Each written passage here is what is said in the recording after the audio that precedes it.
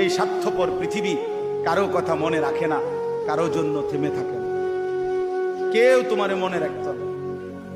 তুমি মরে গেলে কারো হাতে সময় নাই তোমারে কান্দে লইয়া কান্দ নেই, কারো হাতে সময়। এ বাফেরে দুপুরবেলা জানাজা দিছে, আসরের পরে বাফের জানাজা হইছে, কত কান্দা কানছে জিফুতে।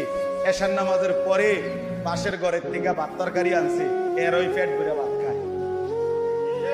এরা দেখলাম দুপুরে কান্দে অন ভাত খায়, আরো গোস্ত লয়, আরো ফার্মের মুরগা লয়, তেলাপিয়া মাছ লয়, ডাল লয়। কি আপনারা দেখলাম বিকালে কি কান্দাটা কানলেন? বুঝেন? অর্থাৎ বুঝাইতে চায় ওনার জন্য তো আমি না খাইয়ে মরে গেলে হইতো না, ঠিক আছে কাঁদছি তো কাঁদছি। অর্থাৎ দুনিয়া থেমে থাকে না, কারো জন্যই কি থাকে না, থেমে থাকে। এই জন্য দুনিয়া নিয়েই ব্যস্ত না হই, আখিরাতের ফিকির করি। আল্লাহ তাআলা আমাদেরকে তৌফিক দেন। আজকের এই মজলিস, আজকের এই মজমা আল্লাহ কবুল করে নেন।